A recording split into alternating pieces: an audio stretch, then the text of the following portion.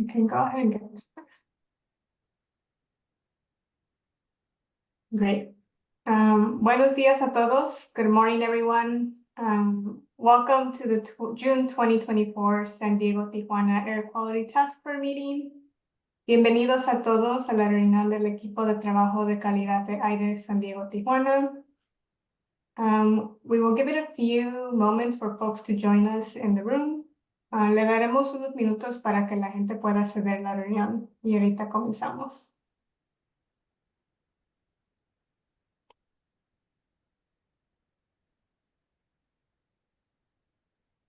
Speaking as one of the interpreters, when you're ready, I'll give the instructions on the channels as well for Spanish, English. Yes, thank you, Vicky. Right, of course.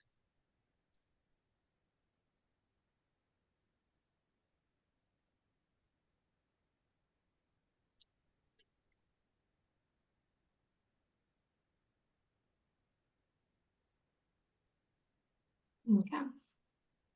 We can go ahead and get started. So good morning, everyone, again. This is the June 2024 San Diego-Tijuana Air Quality Task Force meeting. Hola, buenos días a todos. Esta es la reunión del equipo de trabajo de calidad de aire San Diego-Tijuana del mes de junio. En este momento le voy a pasar el micrófono a uno de nuestros intérpretes, Vicky. At this moment, I will hand the mic to Vicky, who will give instructions on how to access interpretation. Vicky? Good morning to everyone. I will give the instructions first in Spanish and then I will switch to English. Buenos días para los que se están conectados y van a ocupar la interpretación al español para el día de hoy. Si están utilizando su computadora portátil o computadora de escritorio, favor de localizar el icono con figura de globo en la parte inferior de la pantalla cuando este aparezca en un minuto y luego pulsen en interpretación del lenguaje, dice Language Interpretation, y seleccionen el idioma español. Si están conectándose desde su teléfono, iPad o dispositivo similar, busquen al menú con los tres puntitos a la esquina superior del lado derecho de su pantalla y pulsen Interpretación del lenguaje, Language Interpretation, y luego el español.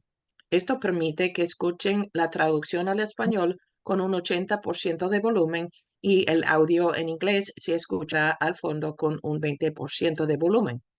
Tienen la opción de apagar el audio en inglés pulsando Mute Original Audio, ubicado en el mismo menú donde eligieron el idioma español. Gracias. Ahora voy a dar las instrucciones para los que están hablando o necesitan interpretación del español al inglés.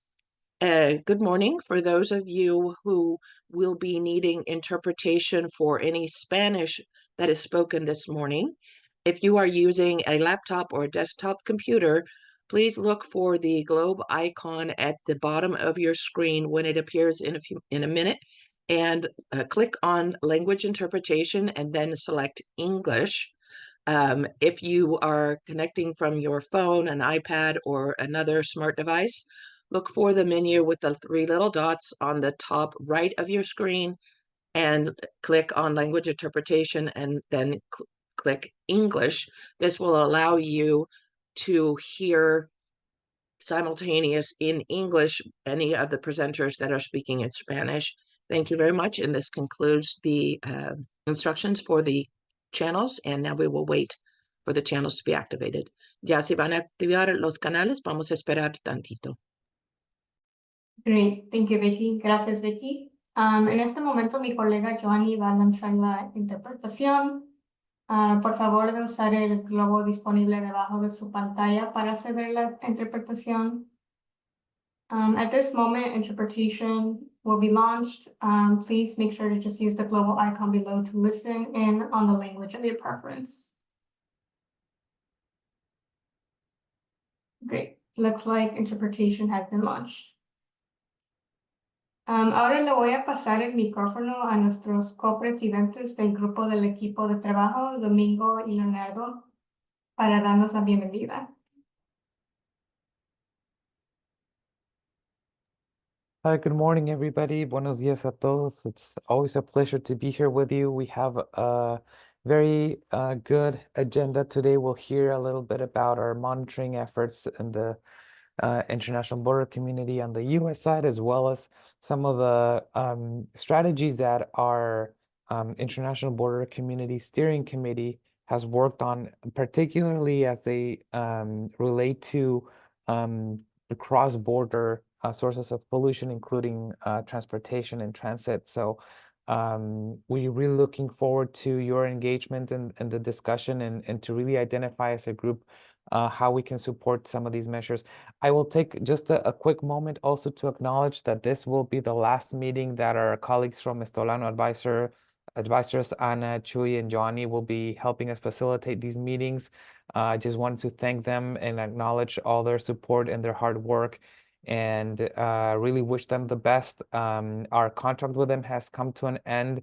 APCD will be looking to bring on board a new consultant to continue supporting us with the facilitation of the meetings. In the meantime, we wish Estolano Advisors team a great success in all of your other projects, and thank you again for all your support. Leonardo, te paso el micrófono a ti. Hola, buenos días a todos. A ver, no veo si me alcanzo a Te ver. escuchamos.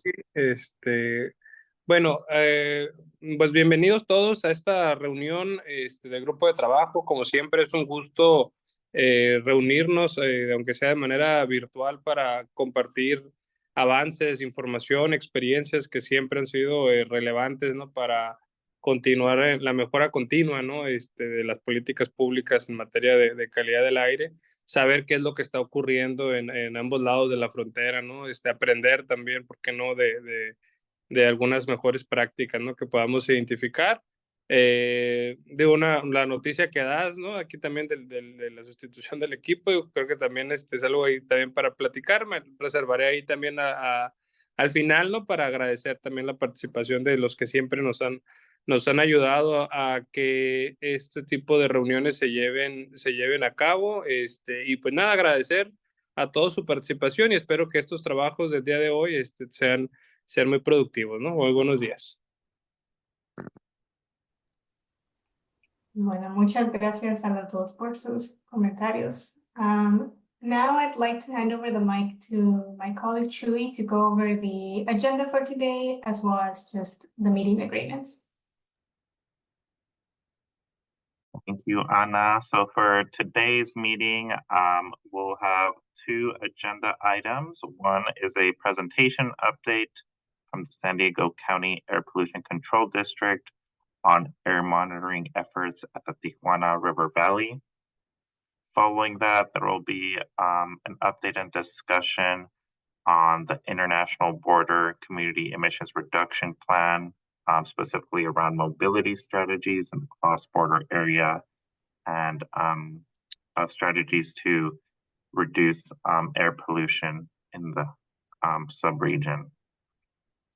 Following that, we'll have a set of roundtable updates from our partner agencies on funding opportunities and partnership opportunities to support efforts around air quality in the border region. And we'll close out with public comments and closing remarks. And just as a reminder to folks, we have a set of meeting agreements that we like to share out at these meetings. We encourage folks to please use the language of your choice. We have Spanish and English interpretation available, as you heard earlier today. We ask folks to create space for everyone to contribute, participate, and make space for folks to share their comments as well. Please feel free to use the chat or raise your hand when it's time for questions and discussion. We ask for only one person to speak at a time so we can all listen to each other, respect each other's opinions, knowledge, and perspectives. And we ask folks to please be conscious of time, and we'll do our best to make sure we close out by 11:30 today. Thank you, and I'll hand it over to Anna. Thank you, Julie. Now we will move on to our first presentation of today. I'll pass it to Kevin, who will be providing an update on the air monitoring efforts at the Tijuana River Valley. Kevin? Thank you, Ann. All right, yeah, good morning, everybody. My name is Kevin Bradley. I supervise the community monitoring team at the San Diego County Air Pollution Control District.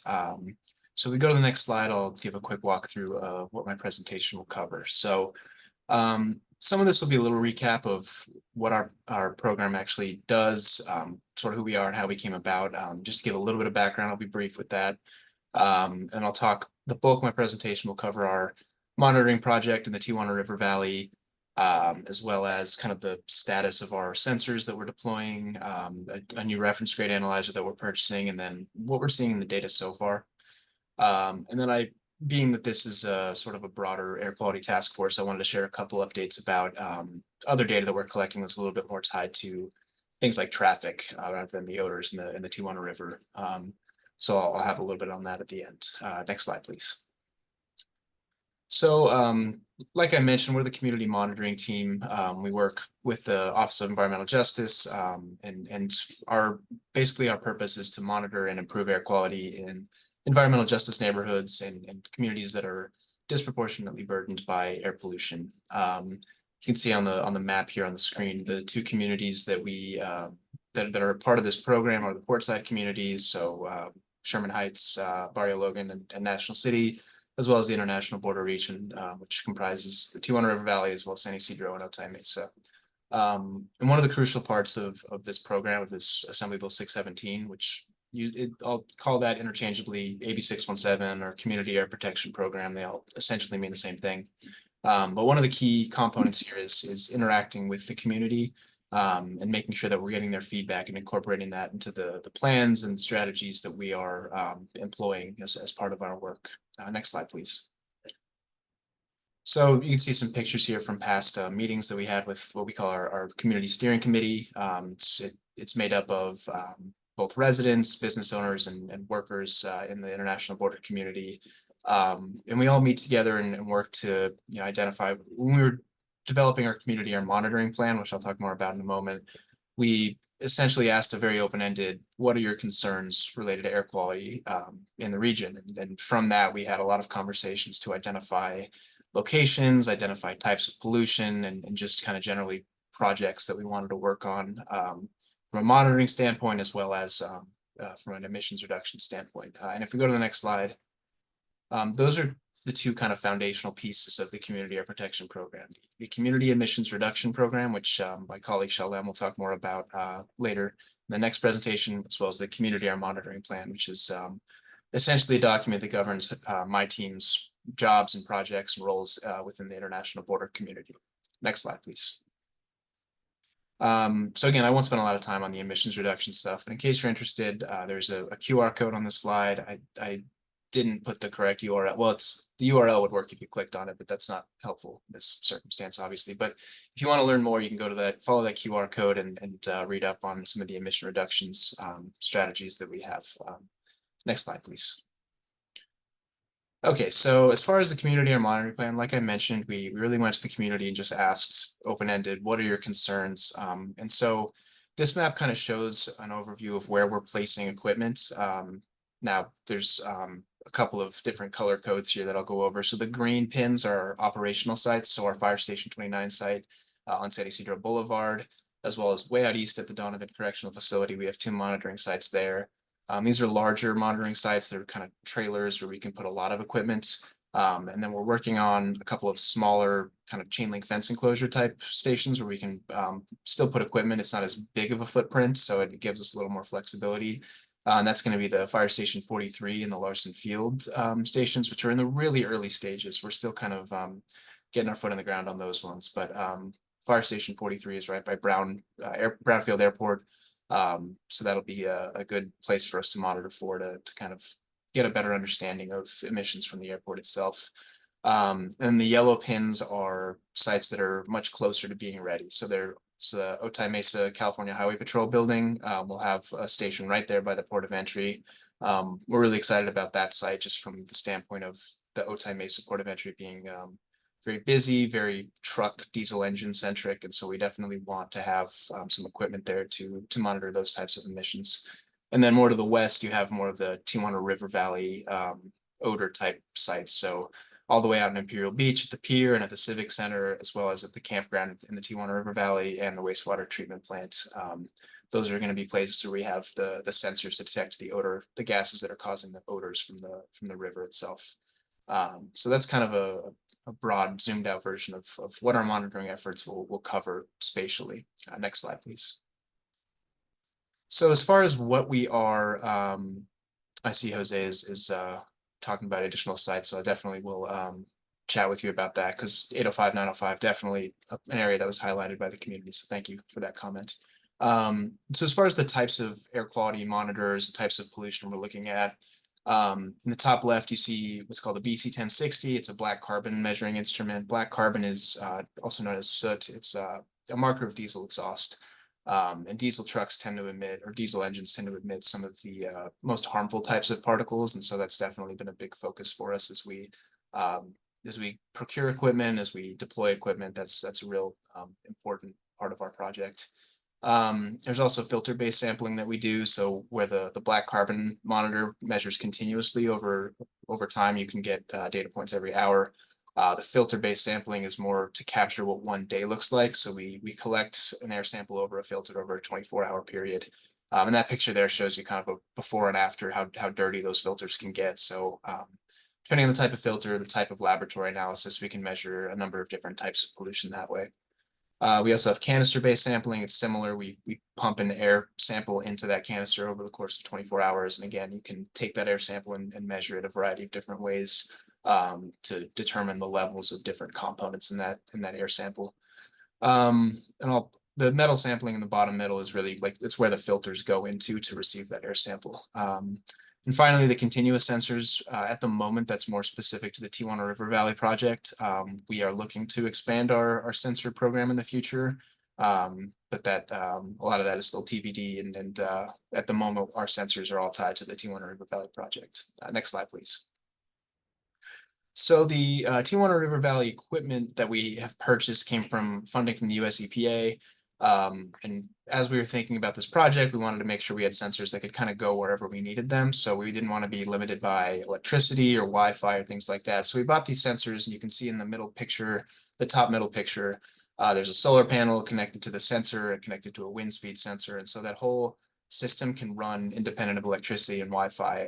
It transmits data back to our headquarters over a cellular network. So gives us a lot of versatility with where we can place these sensors, and helps make it a little easier to get a broader network of where we're measuring these gases that are causing these odors. There's some meteorological parameters that we measure as well: wind speed and direction, and temperature and humidity. So we want to analyze how those types of parameters affect emissions as well.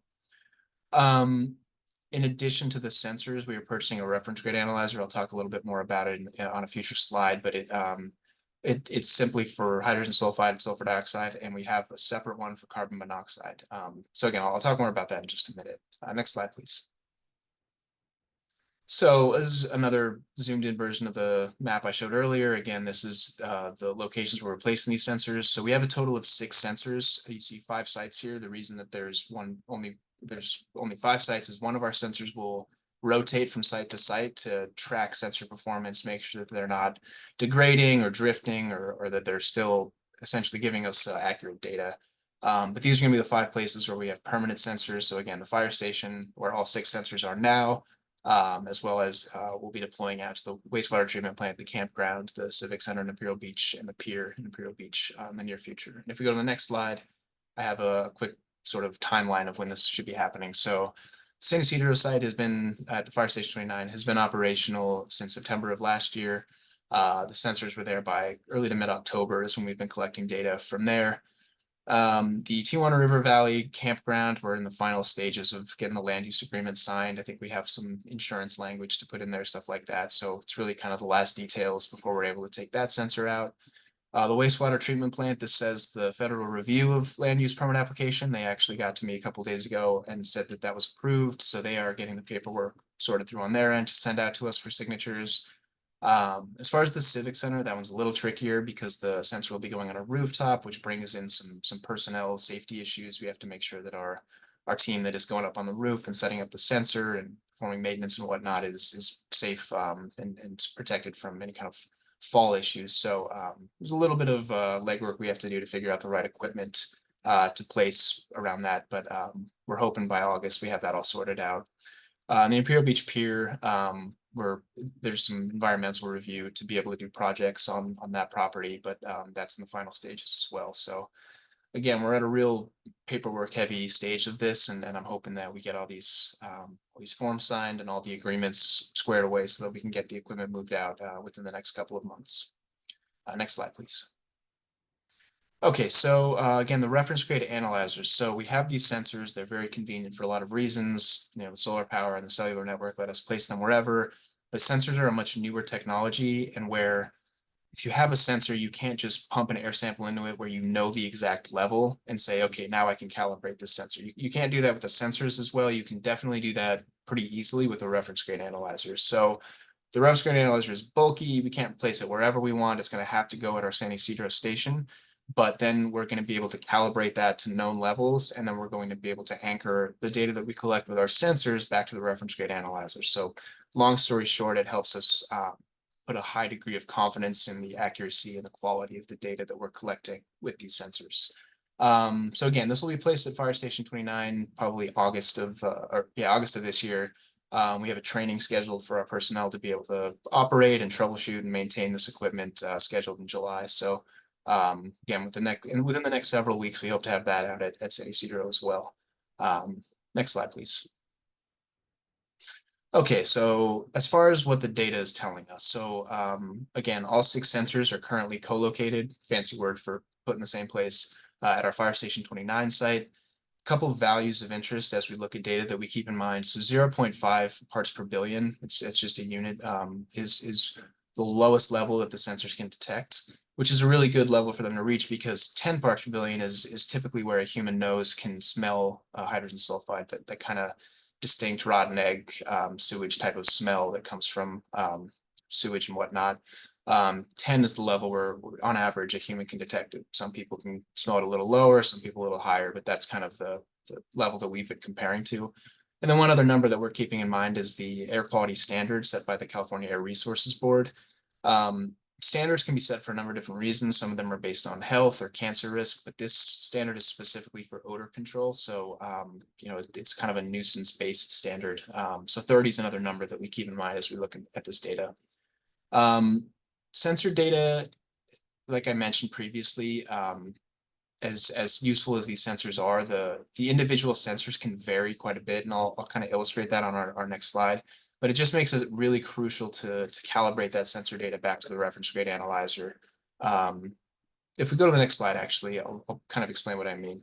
So this is a graph of like a 3-day snapshot of our 6 sensors. And you can see that on one hand, the trends are consistent, right? When the blue curve goes up, the rest of them go up. When they go down, they all go down. So that's good that they're holding the same trend. But if you look at one data point in time, you can see that sensor 1 and sensor 6, the blue and the pink one, they run a little bit higher. And then 2 and 4, the purple and the orange one, run a little bit lighter.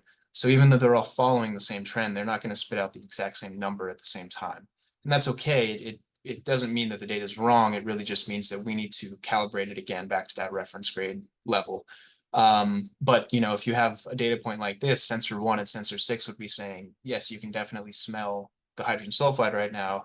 Sensor 2 and sensor 4 would not be saying that. So again, it's important to remember that a lot of the information we can draw out of this is more qualitative trends. When are we seeing higher levels versus lower levels? What's the general pattern? Whereas the individual numbers can be important, can be helpful, but it depends on really making sure that we're, again, calibrating them to a known level to be able to have a high amount of confidence in this data. Next slide, please. So I want to start this slide by saying that I've spent time in San Isidro, Imperial Beach, the Tijuana River Valley. I've experienced these odors firsthand. They're very persistent. And this slide it almost seems, let me explain through what we're looking at here. So the total height of each bar on this bar graph is just showing the total number of days that the sensor has been operational. And then the red bar within the green is the number of days that we have seen a spike over that odor threshold of 10 parts per billion, right? And so at first glance, this looks like, well, the sensors aren't showing the truth, right? Like people are reporting these odors very consistently. You know, when I'm down there, I notice them, and the sensors are not backing that up. And that's not to say that the sensors are not doing their job or that this isn't a problem. We of course know it's a problem. What it is telling us is that it's really important, again, that we want to get for one thing, we want to spread out the sensors to a variety of different places, because if they're just at the fire station in San Ysidro, we might be missing when the odors are bad in the river valley or in Imperial Beach or in other places throughout the community. And the other side of it is, again, it's more about qualitative trends. When are we seeing the levels go up and down? What days are worse? What events might cause them to be worse, like big rainstorms, like very windy days, things like that. And so that's really what we want to tie this data back to, rather than being specifically concerned about, is it above 10 or below 10? Even though that's important, and it's going to be more and more important as we have our reference grade analyzer available, there's more to it than just the specific number or level that we're looking at. Next slide, please. Okay, so to that point, what time of day are we seeing the peaks, or what time of day would we expect the smells to be worse? And when we ask the community, just anecdotally, when do you tend to notice the odors the most? Most of what we heard was kind of evening, nighttime. And you can see on this graph, the higher the level is, or it's showing you what the levels are at different times of day. And so 6, 7, 8 a.m., we see a little bit of a peak. Throughout the late morning, early afternoon, it's a little bit lower, and then into the evening, it does start rising up again. So the data is kind of backing up what we have heard from residents who live, you know, in this area, experience this every day, is that the evening times tend to be the worst. And so this is one example of a type of analysis that we're doing. We are gathering a lot of data, and so we want to continue to kind of expand upon this and get a better understanding of what factors cause, you know, why at 6 and 7 a.m., why at 7 p.m., 8 p.m. are we seeing these jumps in the levels. And you know, we've speculated maybe it has something to do with the tides coming in and out. Does that affect the water flow in the river? If the tide is high, maybe it's more stagnant in the river versus low. You know, we wonder about weather. If it's, you know, the cooler times of day, we tend to see higher odors. We're really not sure yet, but those are some of the investigations that we're doing on our end to try to, again, just to try to have a deeper understanding of what the patterns are with this problem. And then if we zoom back out, what we really want to do, and I think I've said this multiple times over, you know, presentations that I've given here, is we want to track these numbers over a long period of time as these projects are put in place to alleviate this issue on the front end, right? We have the wastewater treatment plants that are being expanded and built. You know, as those go into operation, are we seeing these levels come back down? As different pipes and channels are built to divert water away from the river, is that helping reduce the levels that we're seeing? So again, we want to continue to collect data over periods of time. We want to deploy our sensors out so that we can really get a broad and in-depth look into what the data can tell us about this ongoing problem. Next slide, please. Okay, so changing gears a little bit here. This is separate from the Tijuana River Valley issue. So what I wanted to do with this slide, and you can kind of see this graph right away, it looks like kind of a scatter shot, and it is. But what we're graphing here is the level of particulate matter, so PM 2.5, versus the average wait time at the border. And so this particular graph is for September of 2023. So every data point shows a comparison of the average time someone waits in the general passenger lane. So not sentry, not pedestrian, it's people waiting in their cars, right? And you would expect the longer that cars are waiting, the more emissions are coming out of vehicles. So we would see higher PM 2.5 concentrations. As you can see, the graph doesn't really give us any sort of relationship. There's not a positive slope. The R squared value, which not to get too statistical here, but that value tells us the higher that value is, if it's closer to 1 rather than like a very small number like 0.08, if it's closer to 1, then we can say, hey, this data follows a very specific trend. You know, one thing is causing another thing essentially, or correlated with another thing. And that's just not the case here. And the reason I'm showing you this, you might be thinking, okay, Kevin, who cares? Like, this is not useful. Well, the reason I'm showing you this is just to highlight how complicated and how many factors there can be that affect air quality data. So particulate matter is very susceptible to weather, for example. If it's a rainy day, you might be knocking down the particles, so you're not having as high of levels. Or if it's a windy day, the particles might be blown towards the sensor or the analyzer, or away from the sensor or analyzer. And colder days tend to give us higher values, hotter days tend to give us lower values. So there's all sorts of different factors that can be in play. Even things like the geography of the area, if there's hills in the way, if there's buildings in the way. So I was hoping that, you know, despite all that, that this would give us a little bit more interesting of a relationship. Obviously, that's not the case, but again, it's just an example of the type of analysis we do, and a reminder that sometimes the relationship between these things isn't as smooth and obvious as we think it might be. So anyway, just wanted to highlight this briefly. Next slide, please. Okay, so this data is a little bit more interesting. Black carbon, again, I mentioned, is a marker of diesel exhaust, and diesel exhaust is particularly harmful to human health. And so what we're looking at on this slide is the average, again, at different times of day, what's the level of black carbon at our monitors. And we have 7 different trend lines here. 5 of them are in the Portside region, so Sherman Elementary, Chicano Park, Marine Terminal, Ocean View Boulevard, and Boston Avenue. Those 5 sites are in the Portside region. Alpine is obviously way out east. Not a lot of diesel activity there. We use that as kind of a background site or a baseline site. And then San Ysidro, of course. And 2 things jump out off this graph. One of them is, I think, pretty obviously San Ysidro, especially in the morning, sees the highest levels of black carbon that we see in the entire in our entire network in the county. So that's super important to highlight that black carbon is a unique issue that is particularly something we want to focus on with our emission reduction strategies. The other thing we notice is that there is another kind of time of day effect here. So in the morning, when we see rush hour times, you know, 5, 6 a.m., as well as the weather still being kind of cold, because again, this is a particulate matter. So when the weather is cold, we tend to see higher levels. So the combination of the emissions from the rush hour traffic as well as the weather give us a little bit of a spike in the morning. And then throughout the hotter part of the day, the levels come back down. Into the evening, we get another rush hour in the evening, as well as cooler temperatures. So we see another bump at night. And again, San Ysidro kind of keeps extending upwards through the nighttime and stays kind of stubbornly high throughout the early morning. So that's kind of some of the trends we can draw from this data. If we go to the next slide. A different way of looking at a similar trend. So instead of time of day, we're looking at the annual average each year, 2019 through 2022.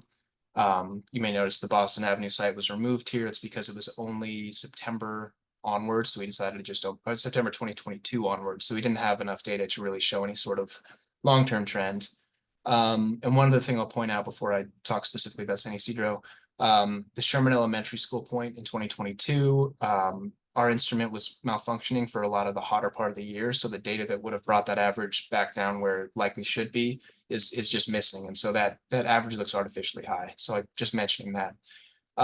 So again, San Ysidro sees the highest levels here, which is of course a problem and something that we need to continue prioritizing. But the good news on the slide is that we see the trend go downward from 2019 to 2020 to 2021. We're seeing that level dip and dip and dip. There is a crucial caveat in there that was COVID through traffic patterns all out of whack. So we really want to continue to see that trend, obviously, through 23, 24, and we should have our 2023 data ready to add to this graph and probably in the coming weeks. So we're hoping to see that trend continue to go downward, but no matter what, we want to continue to prioritize the diesel exhaust as something to target with our emission reduction strategies. Next slide, please. Okay, so as far as the next steps for some of our projects in the border area, of course, we want to finalize our sensor deployment. Like I said, by the end of August, we're hoping to have all of those moved out into their permanent sites. We also want to deploy some new equipment. I mentioned the reference grade analyzer, but we also have a new, it's called a BTEX analyzer. BTEX is an acronym for benzene, toluene, ethylbenzene, xylene. Those 4 are chemicals that are released from like gasoline, gas combustion engines, things like that. When you're at the gas station and you smell that kind of distinct gas station smell, that's like benzene and some of those more aromatic compounds. That's what you're smelling. So that'll help us get another some more useful data around traffic patterns and how what those pollution levels are. We want to continue to perform deeper data analysis. I see some things in the chat coming in right now that they're going to give me some new ideas to work with, and just to continue to understand our data, understand the trends, the patterns, and continue to evaluate what the long-term trends are, if we're making improvements, if the hard work that the Environmental Justice Office is doing is really helping to improve air quality, if we need to tweak some of our strategies or push strategies harder or back off on some of them or whatever the case may be. One other thing that we really want to work on is formalizing our data reporting. So obviously, you know, I'm happy to give these presentations at this type of meeting, but we also want to have something that's written and visual that we can send out that can be distributed. So more of a report with graphics and text that sort of talks through the different air pollution updates that we have. We think that'll be something that's really helpful for different agencies, different community-based organizations, et cetera. And we're probably going to focus on the Tijuana River Valley first, and then incorporate more of our other data in the future. And then, of course, establishing additional monitoring sites is a long process, but a very important process for us to just have a better, more spread out network for us to gather data from. So next slide is just going to be my contact information, as well as that of my supervisor and Domingo, of course, is on this call. So if you have any questions, please feel free to reach out via email.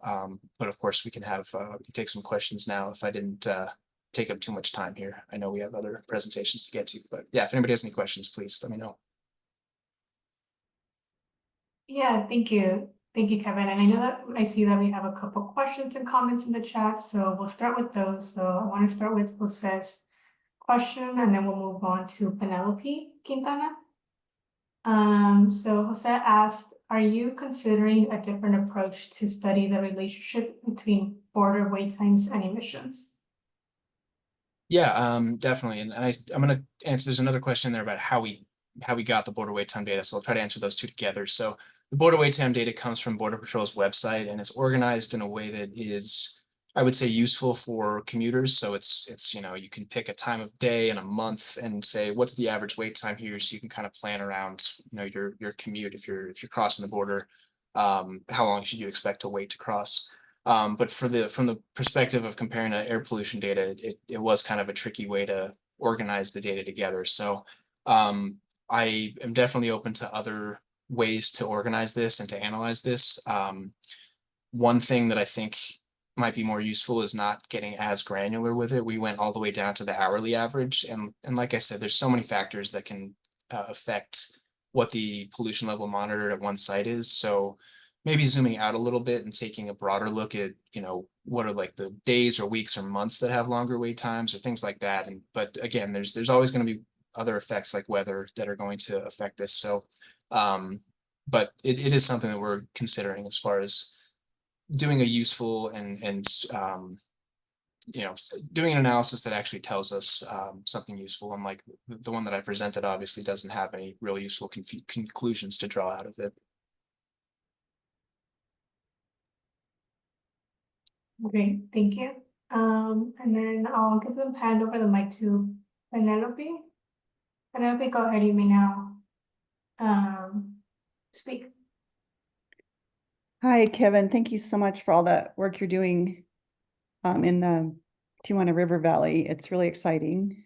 And I put just a suggestion in the chat we don't need to discuss, but there's such a confounding by time of day and the inversion layer that we wrestle with this exact problem as well. And I just had a question about, like, going forward, it seems obvious that you would need to use wind speed and direction, and especially calm winds, because a lot of calm winds are associated with a spreading out of pollution in the community, as opposed to even just the wind direction in any direction. So I'm just curious if you thought about where the weather stations would come to, or if you're installing one, for example, at the fire station, just because we found that the NOAA site at the Tijuana River Estuary Visitor Center doesn't seem to quite represent the main part of San Isidro. When I'm not sure if Alejandro Amador is on this call, I can't see names, but they had installed the weather station for about a year, and there was definitely more calm winds in the city of San Isidro than there were represented at the Tijuana Estuary Visitor Center. So I'm just wondering if you could comment on wind speed and direction and what data sources you're thinking of using. Thank you. Yeah, definitely. Thank you for the question. Yeah, I'll, you know, we have a full team of meteorologists at Air Pollution Control District. So I don't want to speak too out of turn here because it's not really something I'm an expert in, but we do have, I believe we do weather at our Donovan site, which is definitely, too far east. Obviously the problem with the estuary is probably too far west for San Isidro. So our sensors do have wind speed and direction on them. I think it'll be a matter of making sure that they're vertical enough to be able to capture wind accurately. I think that's a major concern with any kind of wind analysis. But it'll really require us to collaborate with the meteorology team to understand weather effects here.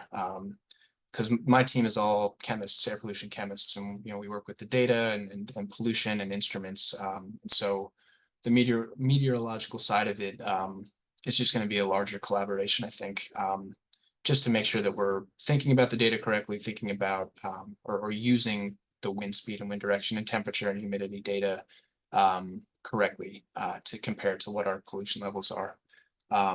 It's a tricky one, especially with odors. Odors can really spread out in weird ways. And so whatever we can kind of pull out with our data in terms of wind and other factors will be, I think, helpful long term. But it's going to be, it's going to be a lot of work to figure out how to analyze this correctly. Thank you. Mhm. Great, thank you. Thank you both. Are there any other questions or comments? Maybe we can take one more before we move on.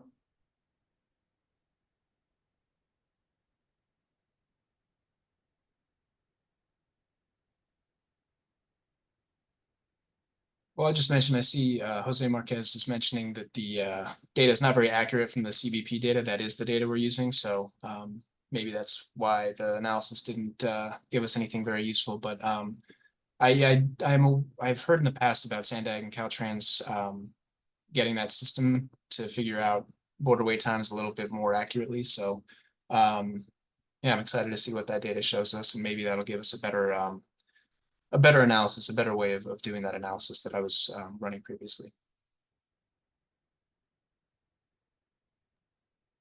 Great, thank you, Kevin. In the interest of time, we'll go ahead and move on to the next agenda item, but if there are any questions or comments, feel free to reserve those for public comment or feel free to add those in the chat in the meantime. So now we'll move on to the next meeting item agenda. At this moment, I will pass the mic to Shalem, who will be discussing the International Border Community Emissions Reduction Plan for Mobility Strategies. Shalem? Thank you, Anna. If it's okay, I'm going to go ahead and share my screen here. One moment.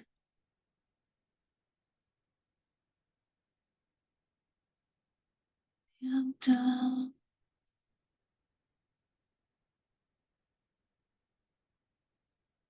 everyone see my screen okay? Yes. Yes. Yes. All right, thank you. Good morning, everyone. My name is Shalema Budi Lopez.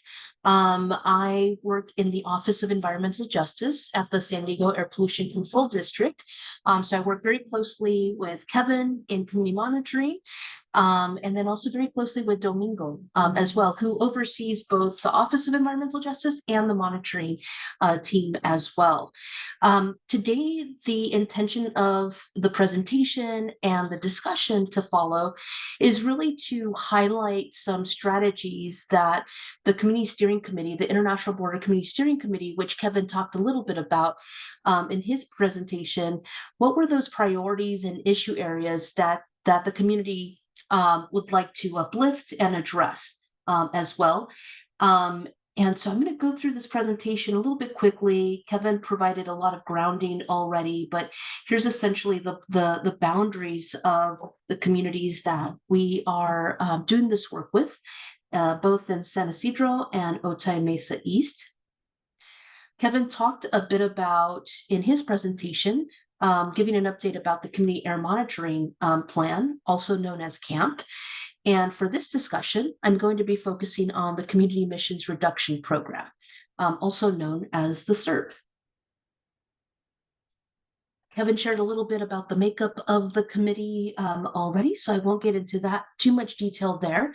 But one thing I do want to emphasize is that both the camp and the CERP are both community-led processes, meaning that they identify not only potential monitoring sites that they would like to have equipment placed and what they'd like to have monitored, but they also identify a set of issues and strategies to address those issues as it relates to air quality.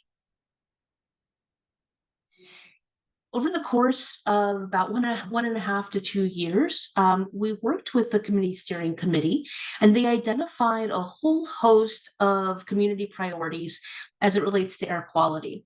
Some of these priorities included passenger vehicle traffic, which is certainly not a surprise given that the San Isidro area has the most traffic than any other place in the state of California. Folks also talked a bit about the importance of focusing on heavy duty vehicles. Again, not a surprise given the international cross-border commerce in the area and the number of warehouses in the Otay Mesa area as well. Another issue area that community members talked about are cross-border issues. So the Tijuana River, which Kevin talked a little bit about, emissions from industry, and then also emissions from other activities happening in Tijuana, such as burning and so forth. Other sources that the community prioritized include dust from ATV or truck activity from the Border Patrol, particularly on the west side of San Isidro.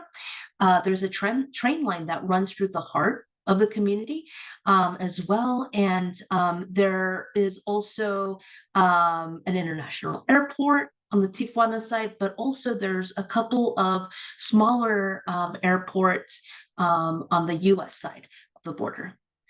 Other priorities that are really important to the community as well are around community care. So ensuring that those that are most sensitive to the impacts of air pollution, such as the elderly, who may have compromised immune systems, or even young children whose lungs are still developing, ensuring that they are protected in sites that you would most often find these populations, such as health centers, parks, recreation centers, and schools as well. So identifying a series of strategies to ensure that community members are protected from air pollution in those particular sensitive sites. We're not going to be able to go over all of the strategies that the community identified for each one of these subject areas today. Today we'll be primarily focusing on strategies around cross-border issues, and then also strategies around passenger vehicles, as well as it relates to both sides of the border. In terms of opportunity for cross-border mobility, the Community Steering Committee, which is made up of primarily community residents, but it also has public agency staff that are very involved in both problem identification and strategies to address these problem areas as well. So we actually have a couple of people from the committee as well. We have Jenny, who's here, and she her background is in public health at SDSU. So we also have academic representation as well. Then I think I saw Jose earlier as well, who is with Caltrans, who is an integral part of developing these strategies. So many of the strategies that were developed in regards to mobility actually mirror a lot of strategies that have already been incorporated into previous planning efforts or documents, such as Sandag's regional plan, and also the Baja mobility plan as well. Some of these strategies that could help improve air quality to reduce emissions from passenger vehicles include Having transit fare incentives for folks that are moving back and forth across the border. A transit incentive could look like reduced fares, reduced fees for fares. So a free transfer from one type of station to the next.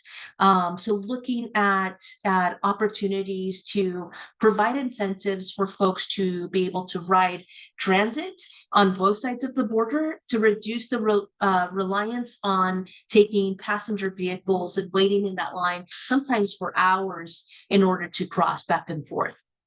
The other cross-border mobility strategy is around having a cross-border trolley, meaning that extending the blue line into a service to service 1 mile into Tijuana, coordinating with customs inspection processing for vetting traveler information in advance to the trip.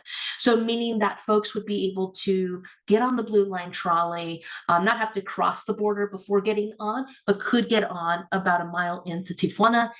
Again, none of these strategies or plans are anything necessarily developed that were new by the CSC, but really reflective of a lot of previous planning documents, and so have been vetted by these public agencies as well. The next is developing an incentive program to encourage Tijuana and U.S. residents to transit or carpool. So work with Mexican authorities to develop an incentive program to encourage residents on both sides of the border to use transit or carpool.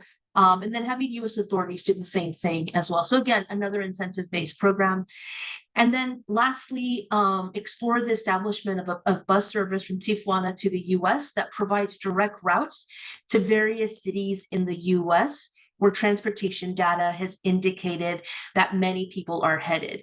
So explore programs with anchor institutions such as businesses and schools that provide such a bus service for their employees or students, meaning that folks on the Tijuana side of the border would, on the Mexican side of the border, would board a bus that's going to a specific job center or a specific city or location where where data shows that a large concentration of folks are headed to anyway. And so hopefully by providing more direct service to these locations, it would make getting to those destinations much more easier and efficient than having to rely on an individual vehicle. And the thought is that that can help reduce the amount of vehicles that are crossing on a daily basis. In terms of additional opportunities for cross-border collaboration, as it relates to emission sources on the Mexican side of the border, is advancing measures that address odors coming from untreated sewage in the Tijuana River. Again, this can look like supporting wastewater treatment infrastructure on both sides of the border. Conducting monitoring along the Tijuana River and River Valley to understand health impacts and mitigation efforts. Kevin talked a bit about that in his presentation as well. So that's something that APCD is actively working on and implementing, but looking at too, are there additional places on the Mexican side of the border where additional monitors could be placed that are specifically looking for odor-causing chemicals such as hydrogen sulfide, amongst many others. And then lastly, and this goes hand in hand with what I just mentioned, is conduct monitoring and develop an emissions inventory from pollution coming from Tijuana. I forgot one bullet point here is work in partnership with Mexican government to address air quality issues as it relates to emissions from different industries in the area and other issues that are more resident-based, like trash burning and all.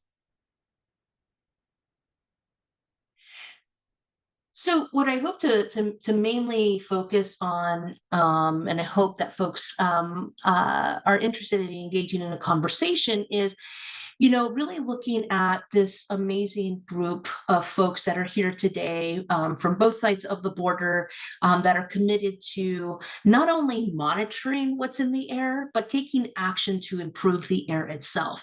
So I'd love to better understand and learn from you all what are some potential ways that we could collectively work together on both sides of the border to start to implement some of these strategies that the community steering committee has developed, and how can specifically this body, the San Diego-Tijuana Air Quality Task Force, be more proactive and be a more proactive space in taking action beyond kind of sharing information back and forth, which is really important foundation for the work that needs to continue to move forward.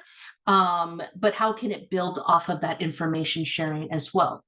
So I wanted to start this conversation with asking folks in this space, how can we use this space to advance these priorities that I've just shared? Secondly, who else needs to be at the table in order to help at this table here, right? In order to help advance these priorities or move these priorities forward. And third, from all the priorities shared today, what are maybe one or two issues that we can start working on collectively as this group immediately? So what are opportunities for collaboration that are ready for joint action from this group itself? So from there, I'd love to open up the discussion, and certainly I can answer any questions that you have as well, but love to hear folks' thoughts on any of these three questions here today.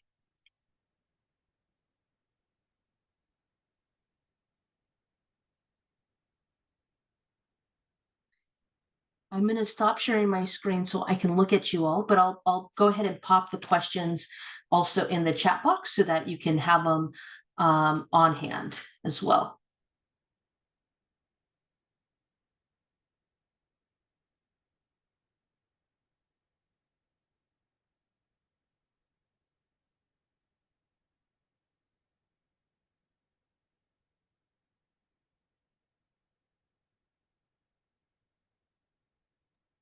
I think I see a hand up from Leonardo. Yes. Hola, sí, fíjate que me pareció muy interesante la participación y tu presentación. Creo que el cierre con las tres preguntas que pones en la mesa son clave, ¿no? Para entender, yo creo que el espíritu de este grupo, ¿no? Binacional, de trabajo. Creo que es una pregunta de quiénes faltan en la mesa. Yo creo que de este lado de la frontera faltan algunos actores que por ahí hemos, pues a lo mejor nos ha hecho falta la parte de sumarlos, ¿no?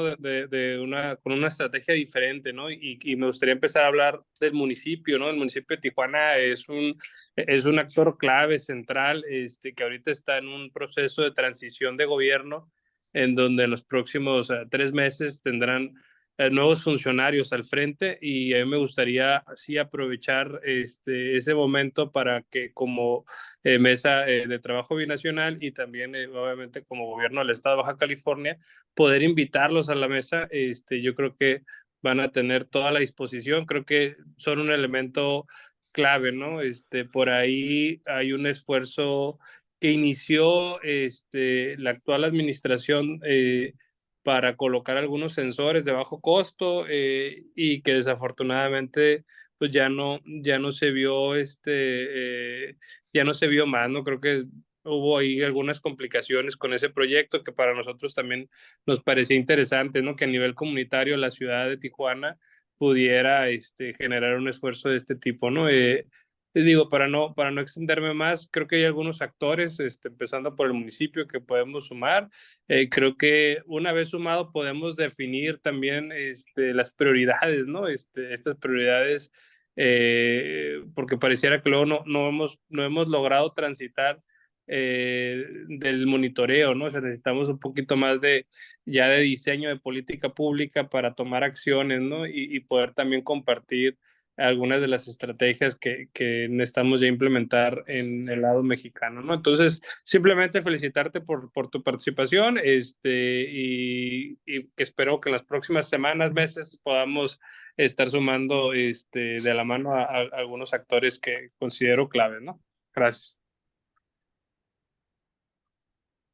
Thank you so much, and all that you shared is incredibly helpful, and completely agree with your suggestions, and would love to follow Domingo and I follow up with you maybe perhaps offline so that we can maybe get some names and contact information of those individuals, and to hopefully extend that invitation as well to them for this table and space. Yeah, Ryan, I see your hand up. Thank you, Shalem, and good morning, everybody, to the co-chairs as well, Domingo and Director Esparza. Thanks for having us. I'm with CARB. And so it was a great discussion and great presentation. So specifically on the SERP, Shalem, I think you know I was on last night's meeting as well when you were discussing. And so one of the things when looking at the community emission reductions program, I think it's the cross-border strategies. There's a space where there's potential partners and roles, and one of those partners was CARB's Office of Environmental Justice, where I'm located. And so you ask for potential special projects. So I wanted to use this time to kind of bring up the fact that, and Domingo, I think you know this as well, every year US EPA kind of solicits special projects, and they award these proposals based on their kind of criteria and funding. And so last year, CARB was awarded and selected for a project. And this is a special project. We haven't started to implement it yet. We haven't even gotten the funds yet, but we suspect we will soon. And one of the things that we were proposing was pilot projects for emission reductions, whether in California or in Baja California. So that's special because usually it's hard to expend funds in another country, right? So that's a really interesting kind of opportunity, I think, for this table to talk about. So it's not a lot of money, but we're talking about pilot emission reductions projects. So particularly, we advanced some ideas around clandestine burning sites in Baja California, where there's open air burning, right? Whether it's a solid waste or tires or what have you, and even on the US side as well, clandestine ag burning or any other kind of clandestine burning. An idea, a very tangible idea that now has the opportunity to be funded could be something in line with your cross-border strategy here, right? So that's an opportunity. I just wanted to bring that up, particularly with our colleagues from SMADS on the line, as well as the Air District and CARB. I think between those three kind of agencies, and perhaps even the municipality of Tijuana, when the new representatives come in, or even at the tail end of this administration, we can begin some kind of discussions around that, and we can align some of those pilots potentially with your strategies here. So that's one tangible piece I wanted to bring to the table. So just for food for thought, to be continued. I know there's a lot of other folks on the line as it relates to kind of the other strategies, the light duty strategies, the heavy duty strategies. There are a lot of folks around the zero emissions in the zero emission space. CARB has a liaison to I think it's the Caltrans Sandag kind of. There's a work group there. There's folks from both Caltrans and Sandag on the line. So I'll leave those commentaries to them, but there is a lot going on in the ZE space. I wanted to raise this as a very particular kind of pilot project opportunity. So I'll leave it at that, and pass the mic back to you, and we can circle back later when the time is right. Yeah, Thank you. We would need a principal investigator. I'll throw that out right now. Okay. So if anybody knows a good PI. Okay, thank you. Thanks, Ryan. And that sounds like a really exciting opportunity that's certainly in alignment with the issues and strategies in the CERP. And so certainly want to circle back with you specifically regarding that. And certainly would love to hear from the committee members here and the leadership here in terms of if that could be something that we continue the conversation specifically on, perhaps at the next air quality task force meeting, and certainly would love and would want to work with you in determining when would be an appropriate time, but would love for you to connect with the community steering committee, maybe provide a presentation and an opportunity for the CSC members to see how also CARB is working on CERP implementation as well, but opportunity to have community members also share feedback too, and to further help shape that project as well. So thank you for uplifting that. That sounds like a really amazing opportunity where there's a lot of synergy and alignment and really supports the goals of the CERP. I see Jose. Oh, hi, Chelem, and hi, Domingo, and everyone. And thank you for inviting me to this meeting. Unfortunately, I cannot see who's part of the meeting. I think I'm just I guess. So I'll if I mention some players that are already included in the meeting, just excuse me. So I think it's for especially for the cross-border efforts, it's very important to reach out to the private industry and from both sides of the border. We Caltrans, we are in the process of our working on an addendum to the Baja California Border Master Plan. In this addendum, we are going to be developing a binational zero emission strategy for both passenger vehicles and commercial vehicles. And one of the things that we have noticed is that we need to involve, especially the private industry and the different chambers and brokers associations, maquiladora associations, and to support a lot of these efforts. So it's very important to, yes, to have the participation of the community, but a lot of these efforts, it is going to be key for the private sector to be involved. I'm guessing that the state of Baja is part of this committee. I don't see the names of the guests, but they are the state of Baja is responsible of implementing a program for the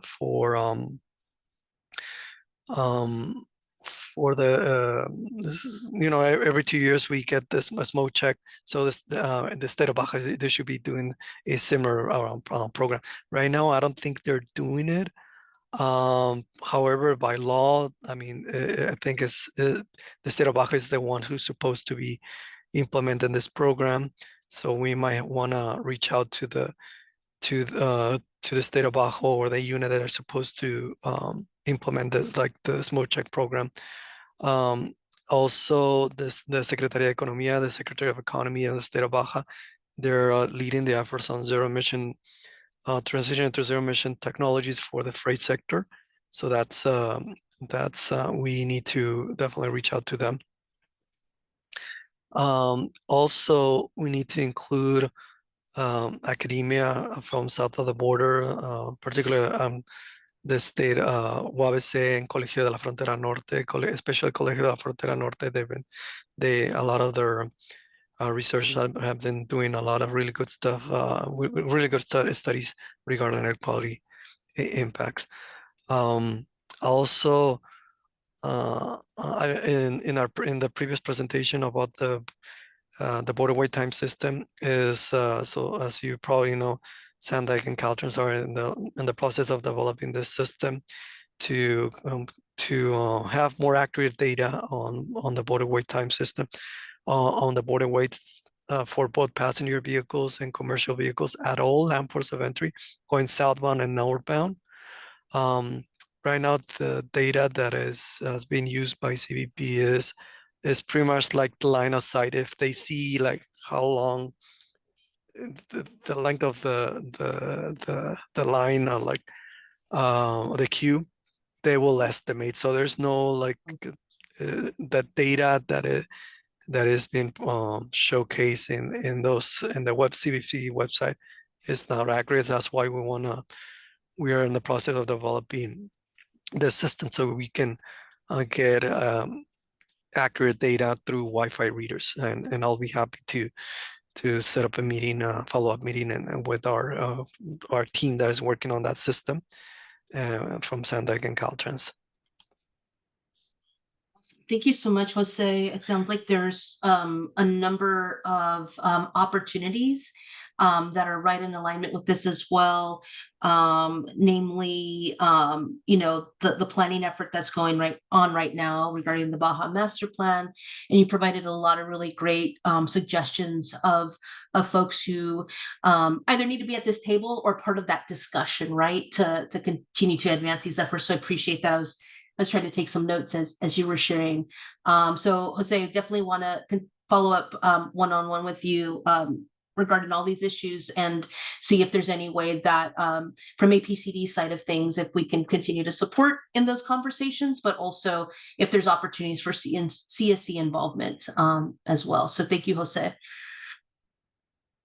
Are there any other questions, comments, ideas for collaboration? We have 2 questions, so we can go to those. And then we have some other questions in the comments. So maybe we can quickly address those. So we'll start with Rebecca.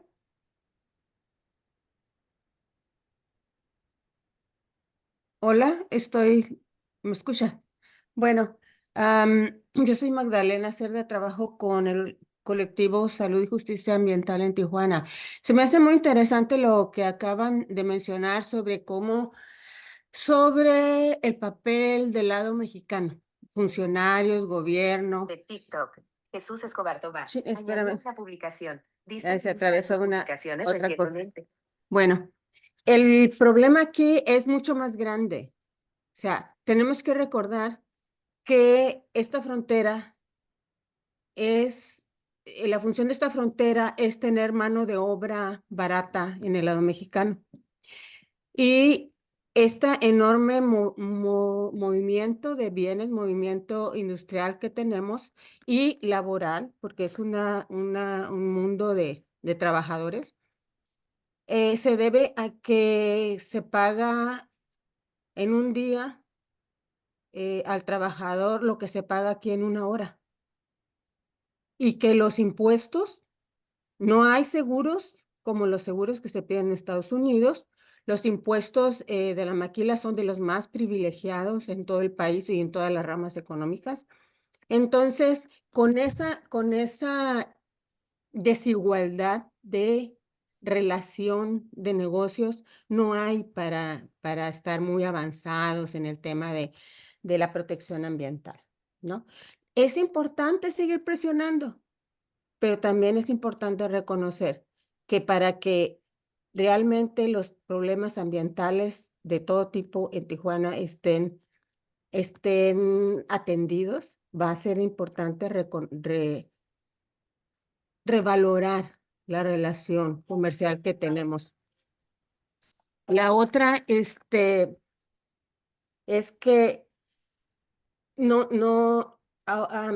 todos estos que se ha hablado ahorita están hablando de problemas muy añejos, pero va a ser peor en el futuro. ¿Por qué? Porque viene la relocalización de la industria china a la frontera.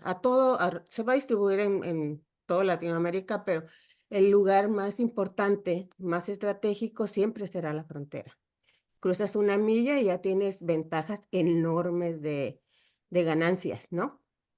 Por operación. Entonces, yo creo que no nos veo preparándonos para eso, ¿no? ni las carreteras, ni los cruces, de los dos lados. No es un problema que se va a quedar en un lado de la frontera. Y va a ser, a mí me asusta un poco, creo que va a ser descomunal. Creo que va a ser muy difícil yo no me lo puedo imaginar cómo medir todo eso, pero lo más terrible es que no nos veo preparándonos para eso. Perdón por ser la aguafiestas, pero eso es lo único que quería poner en la mesa. Gracias. I just want to say that I really appreciate your comments, because what your comments speak to are really the underlying root causes, right, of a lot of the things that we are responding to. I really appreciate you uplifting that and including that in this conversation, because I think it provides a fuller context to and it includes one of the many other puzzle pieces as well, right, that we're also not maybe talking about today in terms of the larger context as to why do these issues exist in terms of air quality, and why are they continuing to exist as well. So I really appreciate you uplifting that and including root causes, at least one of many root causes, in terms of why community members are experiencing what they do in terms of air quality, and what we're hoping to address. And certainly, and this is not an excuse, but a reality in terms of certainly one of the challenges, right, as a public agency, is sometimes we're not always able to address always those root causes, and we have a limited parameters in terms of what tools we have available to address those things. But I really appreciate you uplifting that, because I think that's an important part of the conversation that as public agencies, and speaking for myself, that I probably need to do a better job of, in terms of including as part of kind of the framing and foundation of these conversations before getting into the actual specific air quality issues and strategies as well. So I appreciate you bringing that commentary into this space. Yeah. Great. Thank you, Shalem, and thank you all for your questions. In the interest of time, I'm just going to move us along, and if we have time during public comment, we could circle back with some of the other comments and questions in the chat. So now, Johnny, you can put the slides back up. Next, we'll be moving on to the roundtable, where partner agencies can provide general updates. So to start us off, I'll hand it over to EPA. Esperanza? Hi, can everyone see me, hear me? I don't think my camera's working, but can you hear me? Yes. Yes. Awesome. So just for update, I just want to let everybody know we have 2 funding opportunities currently open. One is the Clean Heavy Duty NOFO, or Notice of Funding Opportunity. It is for medium and heavy duty vehicles. There is approximately 932 million. There's 2 sub-programs within that. So one is for school buses, and the other is for other medium and heavy duty vehicles that are not school buses. And the closing deadline for that is July 25th. So a little less than a month to get those applications in. I will post the link to this in the chat, so you can take a look at the website, and has all the information there. There's also some recordings of previous webinars that we've had, so you can take a look at that as well. And the other one is specifically for tribes. We have the 2024 DERA Tribal and Territory application. There's approximately 8 million available for tribes. This is for diesel emission reduction, and the application deadline for that one is December 6th. I will also put that link in the chat for folks that are interested, and if anybody has any questions, you can reach out to me, and I will put my contact info as well. Thank you. Thank you, Esperanza. Next, I'll hand it over to CARB, Ryan. Yeah, thank you, Anna. I also have some grant opportunities to share with the group. I'm going to actually just put them in the chat. There's several from the California Climate Investments. There's one specifically for tribes as well. And then there is CARB's air grants fifth cycle, which is coming up starting in the summer. So that's those are grants for community-based organizations all across the state of California. The first workshop is in August. I'll put those in the chat and give you back the microphone. Thank you.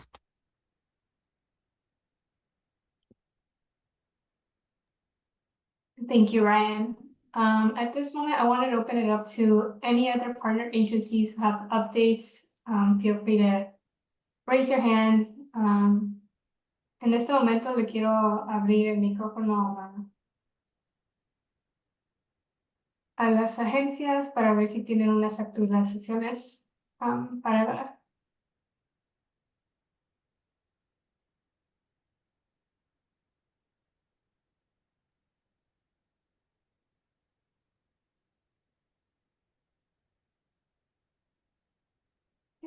Seeing none, we can go ahead and move on to the next slide. So next, we will go to public comments. So if you have any other additional questions or comments regarding any of the presentations from today's meeting and/or any of the updates given from our partner agencies, feel free to use the raise hand function or insert it in the chat. And at this moment, I did want to circle back to Camilo's question for Shalem. The question says, which tribes located near the U.S.-Mexico border in San Diego County is the county government currently collaborating with on in any projects or initiatives? What tribes along the border have an air quality program? Yeah, that's a really great question. The Kumeyaay Nation spans both sides of the border. That's an area in which APCD is committed to doing more work, and we need to do our due diligence and connect with the Kumeyaay Nation on both sides of the border, which we haven't done so as part of this particular kind of conversation and effort, but we're committed to doing so moving forward. And I appreciate that question. Additionally, I know we've talked to EPA about this too, and we hope to at one of the next kind of air quality task force meetings to invite and hopefully maybe they can also present and provide some more background on the work that they're doing at a future meeting as well. So I know that effort's being made. Domingo, I don't know if you want to speak more about that a bit. Thank you. That's exactly what I was going to mention, Shalem. So thank you for mentioning that. I'm wondering if any of our colleagues from EPA maybe have some information to share on this. Don't mean to put anyone on the spot, but if there's anybody that has information on this, certainly feel welcome to share.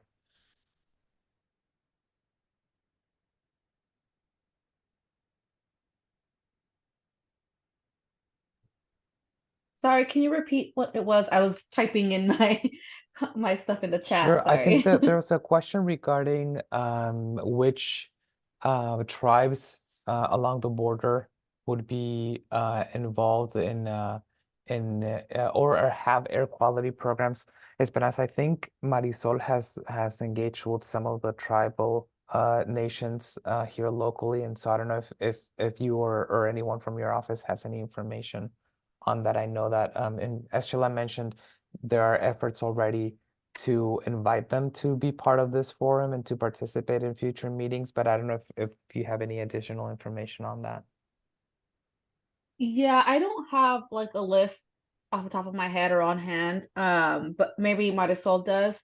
But we do have a whole, tribal office that would know more, and if you want, more information, I can definitely reach out to them and get more information on that. That would be great. Thank you. Yeah.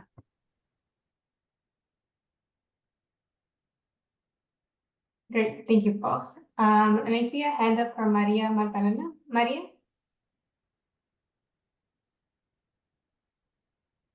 Sí. No sé si ya puedo hablar. Sí, ya Sí, puedo hablar. ok. Sí. Yo conozco a personas en las 4 comunidades más grandes o más reconocidas del lado mexicano que son Cucapá, San José de la Zorra, Juntas de Nejí y, ahorita se me va la otra, pero bueno, ellos no saben nada de estos programas y no saben cómo ver sus problemas, cómo sus problemas podrían estar en estas mesas. Y, y ni siquiera tienen internet o tienen internet muy malo, son comunidades muy alejadas de los centros poblacionales grandes con todos los recursos. No sé si tuviéramos así si hubiera una fuerte intención de incorporarlos, de llevarles el mensaje.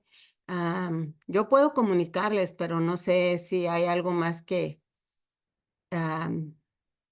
no sé, abrir como una especie de programa especial para traerlos, porque además ellos nos funcionan muy bien en estas mesas.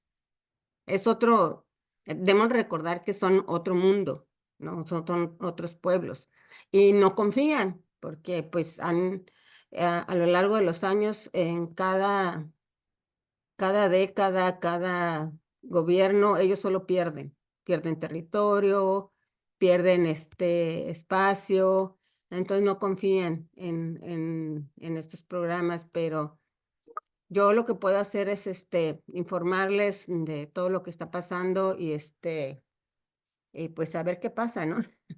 Sinceramente, no veo muchas posibilidades de que ellos se incorporen. Digo, no confían y no, este espacio no es apto como para ellos, a no ser que tengamos unas reuniones alternas, nada más con las comunidades donde ellos se comuniquen incluso en Kumiai, porque es lo que hablan de los dos lados. A veces es más fácil que se comuniquen en Kumiai que en inglés o español. Pues es algo para pensar.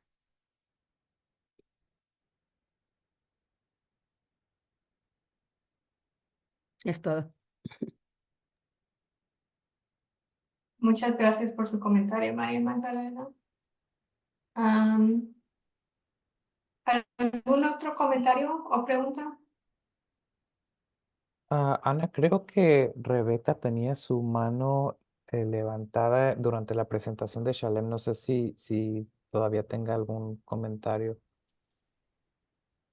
No, perdón.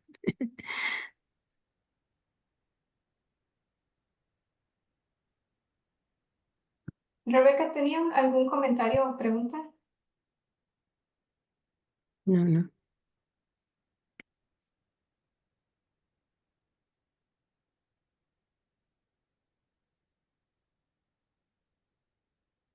Ok, creo que no. Entonces, en este momento le voy a pasar el micrófono a Domingo y a Leonardo para que cierren la junta de hoy.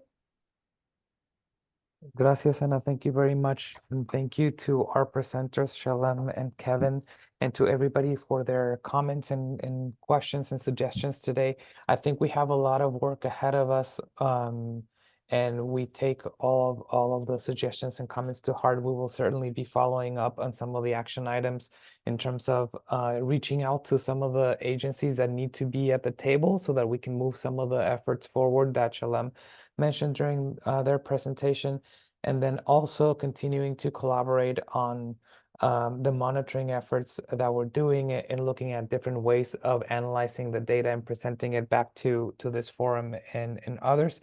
So with that, please keep an eye out for for future meetings, and please feel free to reach out to either myself or to my colleague Leonardo if you have any suggestions for topics or presentations that you would like to see in future meetings. So with that, I thank you, and I'll pass the mic to my colleague Leonardo. Thank you, everybody.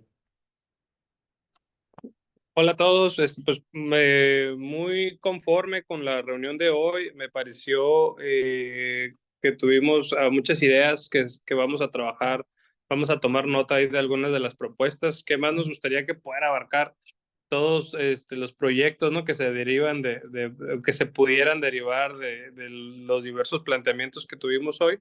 Pero tengan por seguro que en el gobierno de Baja California y en la Secretaría de Medio Ambiente somos un aliado, ¿no? Para construir en este sentido, ¿no? Entonces, cualquier, así como mencionó Domingo, cualquier iniciativa, cualquier inquietud, siéntanse en la libertad de contactarnos directamente y, pues por nuestra parte, rumbo a la siguiente reunión, estaremos trabajando en muchos de los puntos que aquí se mencionaron, ¿no?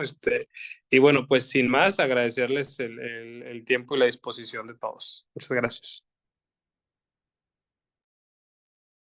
Muchas gracias, Domingo and Leonardo. Thank you everyone for your participation today. Muchas gracias a todos por su participación.